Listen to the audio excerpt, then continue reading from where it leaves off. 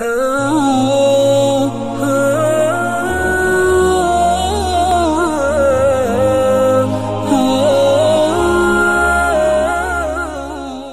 کے نیچے سبسکرائب کے بٹن پہ کلک کریں، بیل کے آئیکن پہ کلک کیجئے تاکہ ہر نئی ویڈیو کی نوٹیفیکیشن آپ کو ملے۔ جیسے میں نے عرض کیا تھا کہ تعلیم الاسلام یہ مفتی اعظم ہند حضرت مولانا مفتی کفایت اللہ صاحب دہلوی رحمۃ اللہ علیہ کا ایک کتابچہ ہے جو انہوں نے بچوں کے لیے اور بنیادی اسلام کی تعلیم حاصل کرنے والوں کے لیے لکھا تھا۔ بڑا نفیس اور عمدہ رسالہ ہے، اور اس کے اندر جو ہے چھوٹے چھوٹے جو ہے سوال جواب کی شکل میں دین کی بڑی بڑی رہنمائیاں ہیں۔ تو اس کا جو ہے تعلیم اسلام کا دوسرا حصہ آج شروع کر رہے ہیں، جس کا نام تعلیم الارکان یا اسلامی اعمال حضرت مفتی صاحب نے رکھا ہے۔ بسم اللہ الرحمن الرحیم۔ سوال: اسلامی اعمال سے کیا مراد ہے؟ جواب: جن 5 چیزوں پر اسلام کی بنیاد ہے ان میں سے پہلی بات کو ایمان کہتے ہیں، اور اس کا بیان پہلے شعبے میں اسلامی عقائد کے نام سے تم پڑھ چکے ہو، پہلے اس کا ذکر ہو چکا ہے۔ باقی 4 چیزیں یعنی نماز، زکوٰۃ، روزہ رمضان، حج بیت اللہ کو اسلامی اعمال کہتے ہیں۔ اس دوسرے حصے میں نماز کا بیان ہے، تو گویا کہ اس میں نماز کا بیان کریں گے۔ نماز۔ سوال: نماز کسے کہتے ہیں؟ جواب: نماز خدا تعالیٰ کی عبادت اور بندگی کرنے کا ایک خاص طریقہ ہے جو خدا تعالیٰ نے اور اس کے پیغمبر صلی اللہ علیہ وسلم نے بندوں کو سکھایا ہے۔ تو گویا کہ یہ نماز کی ڈیفینیشن بیان ہوگی کہ نماز کس کو کہتے ہیں، تو بندگی کا ایک خاص طریقہ ہے جو اللہ کے رسول کی طرف سے ہمیں ملا۔ سوال: نماز پڑھنے سے پہلے کن چیزوں کی ضرورت ہے؟ جواب: نماز پڑھنے سے پہلے 7 چیزوں کی ضرورت ہے جن کے بغیر نماز نہیں ہوتی۔ ان چیزوں کو شرائط نماز اور فرض کہتے ہیں، کیونکہ شرائط نماز جو ہیں وہ ضروری ہیں، اس کے بغیر نماز ہوگے نہیں۔ سوال: وہ 7 چیزیں جو نماز سے پہلے ضروری ہیں کیا ہیں؟ جواب: اول بدن کا پاک ہونا، دوسرے کپڑوں کا پاک کرنا، تیسرے جگہ کا پاک ہونا، چوتھے سطر کا چھپانا، پانچویں نماز کا وقت ہونا، چھٹے قبلہ کی طرف منہ کرنا، ساتویں نیت کرنا۔ تو گویا کہ یہ 7 یہ شرائط نماز ہیں، یہ شرائط پوری ہوتی ہیں تو مشروط پورا ہوگا، اگر یہ شرائط پوری نہیں ہوگی تو مشروط پورا نہیں ہوگا، لہٰذا یہ نماز کی شرطیں ہیں۔ نماز کی پہلی شرط کا بیان۔ سوال: بدن کے پاک ہونے سے کیا مراد ہے؟ جواب: بدن کے پاک ہونے سے یہ مراد ہے کہ بدن پہ کسی قسم کی نجاست یعنی پلیدی نہ ہو، کوئی نجاست بدن پہ نہیں لگی ہونی چاہیے، بدن پاک ہونا چاہیے۔ سوال: نجاست کی کتنی قسمیں ہیں؟ جواب: نجاست یعنی ناپاکی کی 2 قسمیں ہیں، ایک حقیقی اور دوسری حکمی۔ سوال: نجاست حقیقی کسے کہتے ہیں؟ جواب: وہ ظاہری ناپاکی جو دیکھنے میں آ سکے نجاست حقیقیہ کہلاتی ہے، جیسے پیشاب، پاخانہ، خون، شراب، یہ نجاست دیکھنے میں نظر آتی ہے، تو یہ گویا کہ نجاست حقیقیہ ہے۔ سوال: نجاست حکمیہ کسے کہتے ہیں؟ جواب: وہ ناپاکی جو شریعت کے حکم سے ثابت ہو۔ حکمیہ تبھی کہتے ہیں شریعت کا حکم لگ گیا ہے تو ناپاکی ہوگی، ورنہ نہیں۔ تو جو شریعت کے حکم سے ثابت ہو مگر دیکھنے میں نہ آ سکے یہ نجاست حکمیہ کہلاتی ہے، جیسے بے وضو ہونا۔ اب آدمی اگر بے وضو ہے تو اب پتہ نہیں چلتا کہ اس کے منہ پہ کوئی سیاہی نہیں ملی ہوئی ہوتی، تو وہ پتہ نہیں چلتا۔ غسل کی حاجت ہونا یہ بھی جو حکمی ایک نجاست ہے، شریعت نے نجس ناپاک قرار دے دیا، ورنہ نظر آنے والی کوئی نجاست ہے نہیں۔ سوال: نماز کے لیے کس نجاست سے بدن کا پاک ہونا شرط ہے؟ جواب: دونوں قسم کی نجاست سے بدن کا پاک ہونا ضروری ہے۔ سوال: نجاست حکمیہ کی کتنی قسمیں ہیں؟ جواب: 2 قسمیں۔ ایک چھوٹی نجاست حکمیہ، اسے حدث اصغر کہتے ہیں۔ چھوٹی نجاست حکمیہ سے حدث اصغر یعنی بے وضو ہونا، ہوا خارج ہو گئی، بے وضو ہو گیا، یہ حدث اصغر ہے، چھوٹی جو ہے وہ نجاست حکمیہ ہے۔ دوسری بڑی نجاست حکمیہ، اسے حدث اکبر کہتے ہیں، بڑا حدث ہے، اور حدث جیسے اسے جنابت کہتے ہیں۔ اب جنابت اس میں ظاہر ہے وضو سے کافی نہیں ہوگا بلکہ یہ غسل کرنا پڑے گا، اس لیے اس کو حدث اکبر کہا جاتا ہے۔ سوال: چھوٹی نجاست حکمیہ سے بدن پاک کرنے کا طریقہ کیا ہے؟ جواب: چھوٹی نجاست حکمیہ سے بدن وضو کرنے سے پاک ہو جاتا ہے، وضو کر لیا تو بدن پاک ہو جاتا ہے۔ وضو کا بیان۔ سوال: وضو کسے کہتے ہیں؟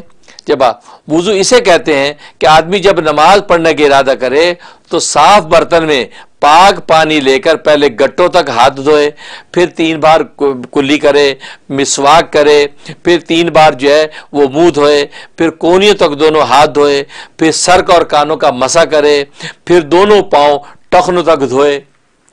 वुजू करने का तरीका तालीमुल इस्लाम के पहले हिस्से में तुम पढ़ चुके हो, तो ये तरीका पहले पूरा पढ़ चुके हो, लेकिन यहाँ पर उन्होंने कोई खुलासा बयान कर दिया कि इसको कहा जाता वुजू। सवाल, वुजू में क्या ये सब बातें ज़रूरी हैं? जवाब, वुजू में बाज़ बातें ज़रूरी हैं जिनके छूट जाने से वुजू नहीं होता, इनके छूट जाने से वुजू नहीं होता, इन्हें फ़र्ज़ कहते हैं। जो इतने ज़रूरी हैं, फ़र्ज़ हैं, वो ये वुज़ू के अंदर वो बात चीज़ें हैं। और बाज़ बातें ऐसी हैं जिनके छूट जाने से वुज़ू हो जाता है मगर नाक़िस होता है, उन्हें सुन्नत कहते हैं कि जो छूट जाए तो वुज़ू हो जाएगा लेकिन नाक़िस होगा तो वो चीज़ें सुन्नत कहलाती हैं। और बाज़ बातें ऐसी हैं कि उनके करने से सवाब ज़्यादा होता है और छूट जाने से कोई नुकसान नहीं होता, उन्हें मुस्तहब कहते हैं, पसंदीदा हैं कि वो चीज़ें कि जिनके छूट जाने से कोई नुकसान नहीं। सवाल, वुज़ू में फ़र्ज़ कितने हैं?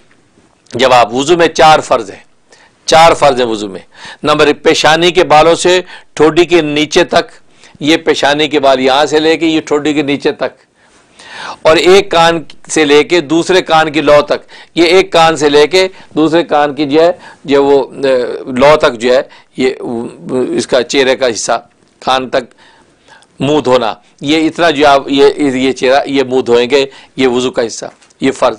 नंबर 2, दोनों हाथ कोहनियों समेत धोना, ये दोनों हाथ ये कोहनियाँ हैं, ये कोहनियाँ समेत यानी कोहनियाँ शामिल होंगी, ये शामिल करके इनको धोना। नंबर 3, चौथाई सर का मसा करना, यानी पूरे सर के चौथाई हिस्सा जितना माथा है कम से कम इतना करना फ़र्ज है, पूरे सर का करना जो है वो मुस्तहब है, तो चौथाई सर का मसा करना। नंबर 4, दोनों पाँव टखनों समेत धोना, पाँव टखनों समेत जो है वो उभरा हुआ जो है हड्डी का हिस्सा वहाँ तक जो है शामिल करके धोया जाएगा। तो ये फ़र्ज़ हैं, अगर इनमें से कोई एक छूट गया तो बिल्कुल आपका वुज़ू नहीं होगा। सवाल, वुज़ू में कितनी सुन्नतें हैं? जवाब, वुज़ू में 13 सुन्नतें हैं। नंबर 1, नियत करना। नंबर 2, बिस्मिल्लाह पढ़ना। पहले 3 बार दोनों हाथ गट्टों तक धोना। नंबर 4, मिसवाक करना। नंबर 5, 3 बार कुल्ली करना। नंबर 6, 3 बार नाक में पानी डालना। नंबर 7, दाढ़ी का खिलाल करना। नंबर 8, हाथ पाँव की उंगलियों का खिलाल करना। नंबर 9, हर उज़ू को 3 बार धोना। और नंबर 10, 1 बार तमाम सर का मसा करना और यानी भीगा हुआ हाथ फेरना। नंबर 11, दोनों कानों का मसा करना। नंबर 12, तरतीब से वुज़ू करना। और नंबर 13, पै दर पे वुज़ू करना कि एक उज़ू खुश्क ना होने पाए कि दूसरा धो ले। ये वो 13 सुन्नतें हैं कि जो बुरूए कार लाई जाती हैं, तो उससे होता है कि ज़ाहिर है कि सुन्नत पर अमल होगा तो मज़ीद अजर सवाब उसकी जो है अहमियत बढ़ जाती है। तो ये 13 सुन्नतें। सवाल, वुज़ू में मुस्तहब कितने हैं?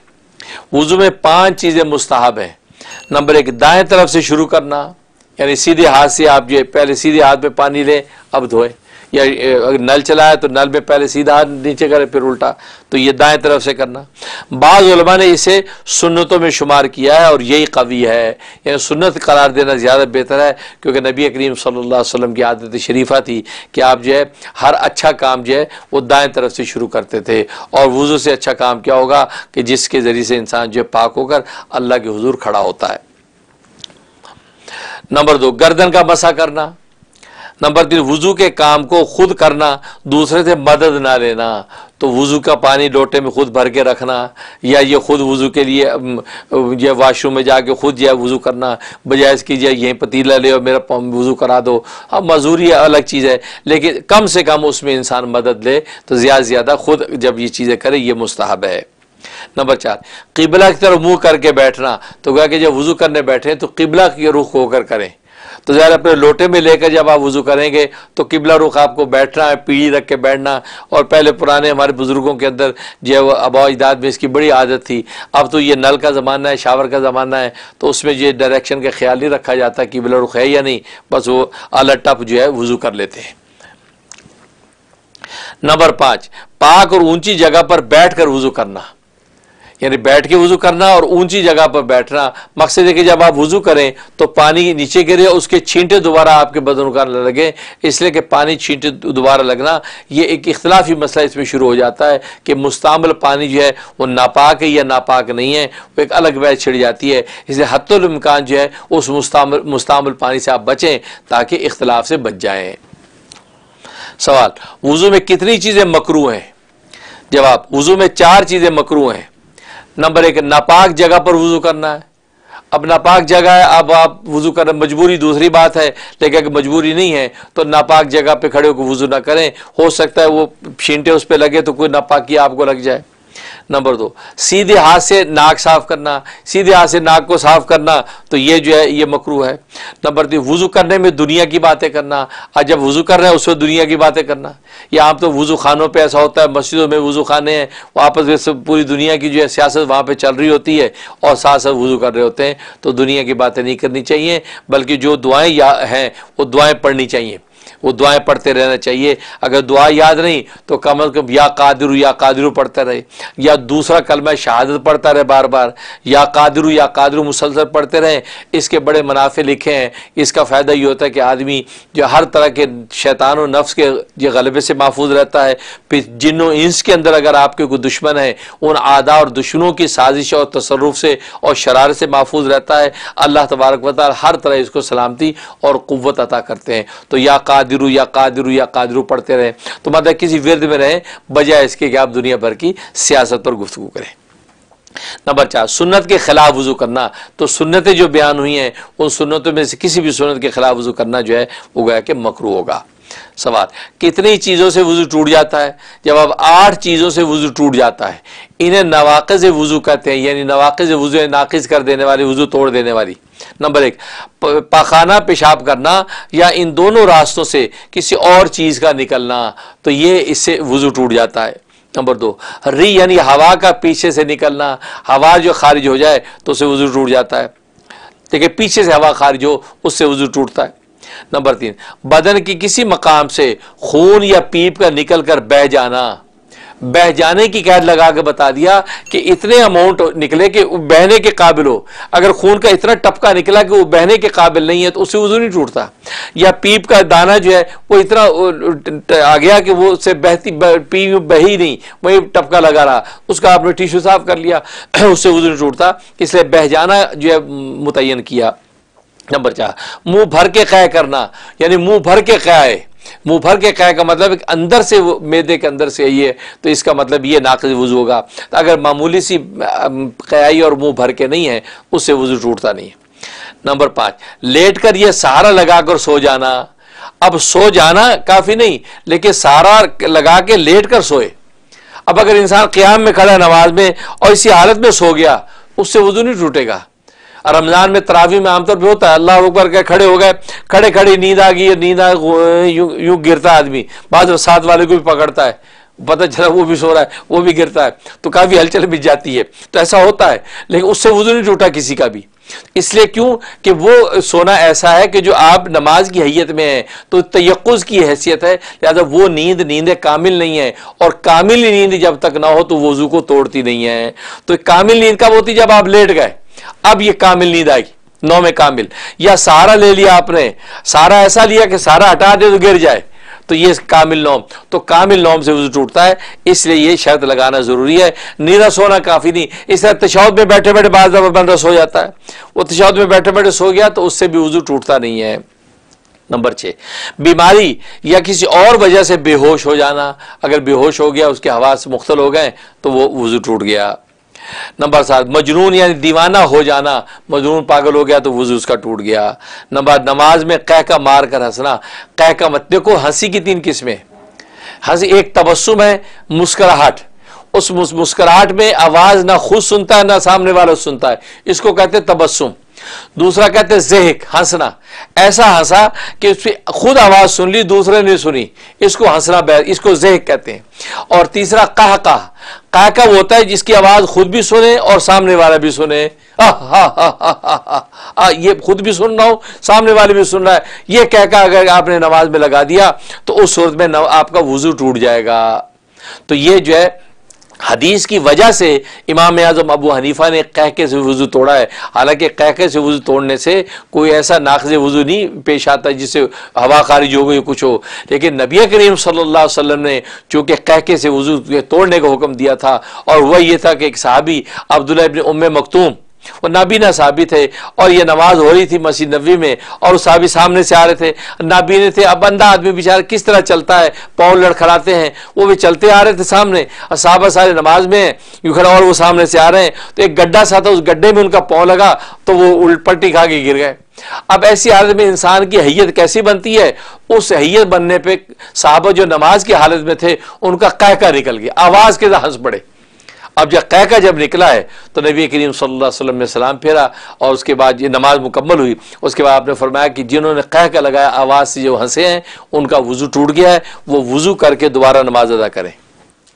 تو چونکہ یہ حدیث آ گئی ہے، اس حدیث کی وجہ سے امام اعظم ابو حنیفہ نے اپنے قیاس کو، اپنی رائے کو چھوڑ دیا اور نبی کی حدیث کی اتباع کی۔ اور یہ امام اعظم ابو حنیفہ رحمۃ اللہ علیہ کا کمال ہے کہ ضعیف حدیث بھی آ جائے تو اپنا قیاس چھوڑ دیتے ہیں، اپنے جو ہے وہ عقلی رائے کو چھوڑ دیتے ہیں، وہ نبی کی حدیث پہ عمل کرتے ہیں۔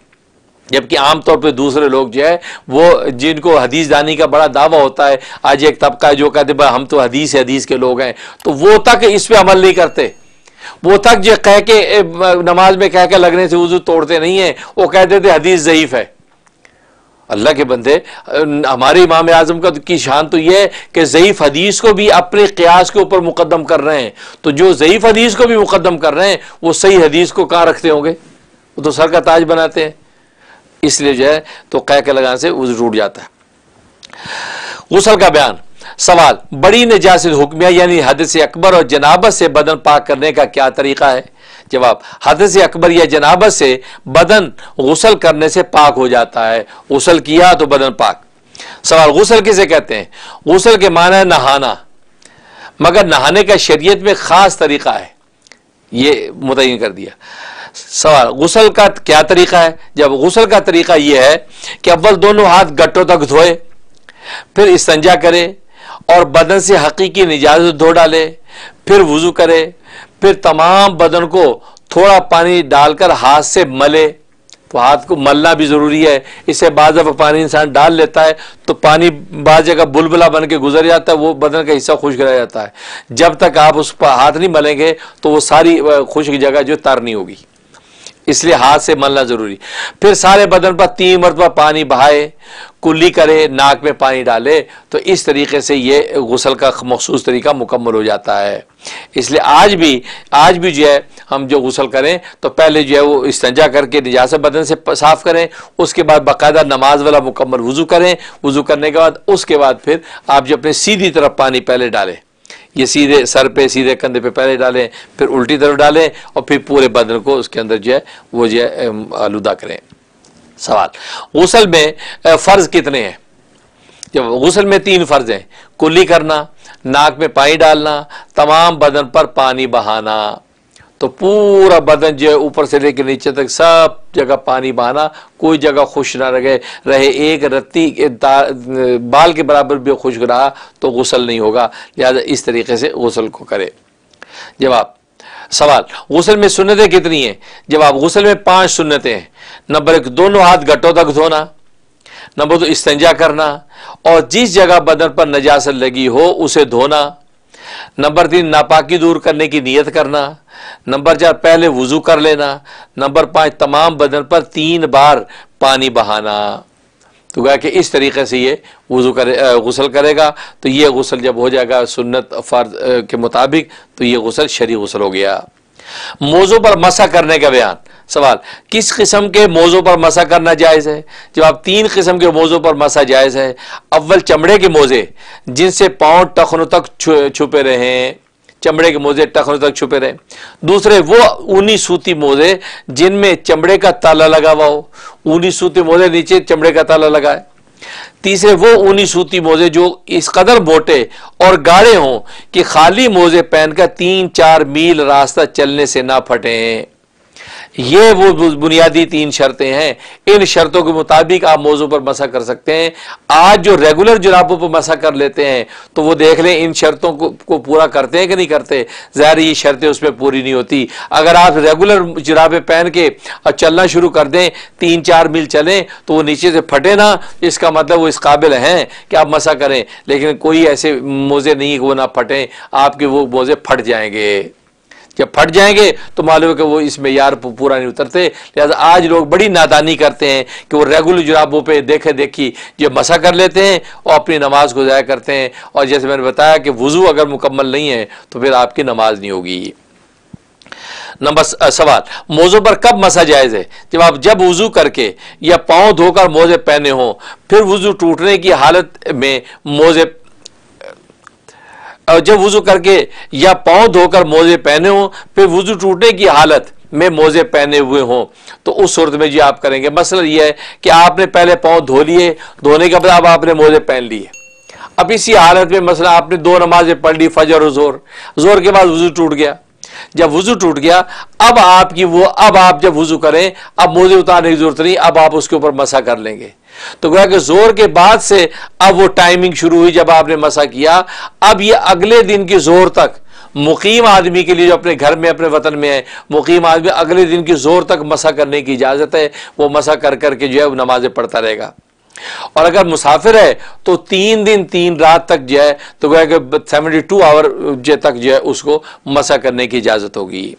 سوال، ایک دفعہ کے پہنے ہوئے موزوں پر کتنے دنوں تک مسح جائز ہے؟ جواب، اگر آدمی اپنے گھر یا رہنے کی جگہ ہو تو 1 دن اور 1 رات موزوں پر مسح کرے، جیسے میں نے ابھی بتایا، اور سفر میں ہو تو 3 دن 3 رات تک مسح جائز ہے، مسافر کے لیے مزید رخصت ہے۔ سوال، موزے پر کس طرح مسح کرے؟ جواب، اوپر کی طرف سے کرنا چاہیے، تلووں کی طرف یا ایڑی کی طرف سے مسح کرنے سے مسح نہیں ہوتا۔ اب آپ نے سوچا کہ یار خراب تو نیچے سے ہوئے ہیں، آپ ہاتھ گیلا کر کے نیچے پھیر رہے ہیں تو مسح نہیں ہوا۔ مسح کا طریقہ یہ ہے کہ اوپر سے آپ نے مسح کرنا ہے، اوپر سے مسح کرنا ہے، نیچے مسح نہیں کرنا۔ اس لیے تو حضرت علی مرتضیٰ رضی اللہ تعالیٰ فرماتے ہیں کہ ہمارا دین جو ہے دین جو اگر عقل پر چلتا تو پھر موزے کے نیچے مسح کرنے کا حکم دیا جاتا، موزے کو اوپر مسح کرنے کا حکم نہیں دیا جاتا، کیونکہ اس کے نیچے مٹی و آلودگی ہوتی ہے، اوپر نہیں ہوتی۔ تو لیکن دین عقل کا پہ نہیں چلتا، بلکہ دین ما فوق العقل سے اوپر کی بات کرتا ہے، لہذا اسی کو فالو کرنا ہوگا۔ سوال، وضو اور غسل دونوں میں موزوں پر مسح جائز ہے یا نہیں؟ جواب، وضو میں موزوں کا مسح جائز ہے، غسل میں جائز نہیں۔ جب آپ پورا بدن جو ہے غسل سے دھوئیں تو پیروں کو دھونے میں کیا مصیبت ہے، لہذا غسل کے لیے جو ہے اجازت نہیں ہے موزے پہ مسح کی۔ سوال، مسح کس طرح کرے؟ اب یہ طریقہ آگے۔ جواب، ہاتھ کی انگلیاں پانی سے بھگو کر 3 انگلیاں پاؤں کے پنجے پر رکھ کر اوپر کی طرف کھینچے، انگلیاں پوری رکھے، صرف ان کے سرے رکھنا کافی نہیں۔ اب یہ 3 انگلیاں ہیں، یہ آپ نے 3 انگلیاں گیلی کر کے جھاڑا، اب آپ پاؤں کے پاس سیدھا پاؤں پہلے ہے، اب 3 انگلیاں پوری آپ نے ساتھ چپکا کے پوری انگلیاں، یہ یہاں تک انگلیوں کی مقدار ہے، یہ پوری انگلیاں آپ کے یوں، اسی طرح یہ گیلی کی الٹے پاؤں پہ یوں، تو نیچے سے اوپر، یہ نہیں کہ یوں کر کے آپ نے یوں کھڑی نہیں، پوری انگلیاں لٹا کے آپ نے، اور 3 انگلیاں کم سے کم یہ ضروری ہے۔ اور اگر زیادہ کریں آپ اپنا پورا ہاتھ ہی مل لیں تو کوئی بات نہیں، تو وہ آپ کا مسح ہو گیا۔ سوال، پھٹے ہوئے موزے پر مسح جائز ہے یا نہیں؟ جواب، اگر موزہ اتنا پھٹ گیا کہ پاؤں کی 3 چھوٹی انگلیوں کے برابر پاؤں کھل گیا، یعنی پاؤں کی چھنگلی جو ہے 3 چھنگلیاں ملا کتنی اماؤنٹ بنتا ہے اتنی مقدار جو اگر کھل گیا یا چلنے میں کھل جاتا ہے تو اس پر مسح جائز نہیں۔ ویسے رکھا نہیں کھلتا، لیکن جب چلتا ہے تو درمیان میں اتنا بار کھلتا ہے، معلوم ہے کہ یہ اس پہ مسح جائز نہیں ہوگا۔ اس سے کم پھٹا ہوا ہو تو جائز ہے۔ تو گویا کہ وہ 3 چھوٹی انگلیاں کے برابر پاؤں کھولنا نہیں چاہیے۔ اب یہ چھوٹی انگلی یہ چھنگلی ہے، اب 3 چھوٹی انگلیاں کی مقدار بنا رہے کتنی، یہ چھنگلی ہے چھنگلی کی مقدار بنا رہے کتنی، تو گویا اسی طریقے سے آپ جو ہے اس پر عمل کریں گے۔ جبیرہ پر مسح کرنے کا بیان۔ سوال، جبیرہ کسے کہتے ہیں؟ जवाब जबीरा वो लकड़ी है जो टूटी हड्डी दुरुस्त करने के लिए बांधी जाती है, मगर यहां जबीरा से वो लकड़ी या जख्म की पट्टी या मरम का फाया जो कुछ भी हो मुराद है। तो यहाँ जबीरा से मुराद सब आजकल जैसे वो लकड़ी नहीं इस्तेमाल करते, प्लास्टर इस्तेमाल करते हैं, तो प्लास्टर गोया के जबीरा है। या जैसे हज़रत मुफ्ती साहब ने फरमाया कि इससे मुराद सिर्फ वही लकड़ी मुराद नहीं बल्कि जख्म के ऊपर आपने पट्टी बांध ली है ड्रेसिंग की हुई है, या मरम है उसको मरम का फाया उसके ऊपर रखा हुआ है, तो सब इससे मुराद यही है। सवाल, इस लकड़ी या पट्टी या फाया पर मसा करने का क्या हुक्म है? जवाब, अगर इस लकड़ी या पट्टी का खोलना और फाया का निकालना नुकसान पहुंचाए यानी जख्म को नुकसान पहुंचाता है या सख्त तकलीफ होती हो तो उस लकड़ी और पट्टी और फाया पर मसा कर लेना जायज़ है। अब खुदा न खास ये बाजू यहाँ तक वो हुआ है तो प्लस्तर बांधा हुआ है, तो बस वो इसी के ऊपर प्लस्तर के ऊपर ही आप ये मसा कर लेंगे, सारा ऊपर नीचे से उसको मसा कर लेंगे, ये काफ़ी है। या इसी तरह जख्म है अंगूठे पे पट्टी बांधी हुई है, अब उसको खोलना तकलीफ देता है, ये जख्म को नुकसान पहुंचाता है पानी, या खोलने से बहुत तकलीफ हो जाएगी, तो फिर हाथ गीला करके बाकी हाथ धोएं और इस हिस्से पे गीला हाथ यूँ फेर लेंगे तो ये मसा हो जाएगा। सवाल, कितनी पट्टी पर मसा करें? जवाब, सारी पट्टी पर मसा करना चाहिए, खा उसके नीचे जख्म हो या ना हो। मतलब जख्म यहां पर है, आपने ये पट्टी बांधी, अब पट्टी पूरे पे आ गई है, अब नीचे तो जख्म नहीं है, लेकिन आप जब करेंगे तो नीचे भी गीला हाथ फेरेंगे, ऊपर भी फेरेंगे, दाएं बाएं जो सब तरफ फेरेंगे ताकि गीला हाथ सब, लेकिन गीला इतना भी नहीं फेर देना कि बिल्कुल उसको पानी से गच कर देना, पानी लेके झाड़ दिया, झाड़ने के बाद हल्का हाथ फेरा, फिर झाड़ दिया, हाथ फेरा, बस मसा हो गया।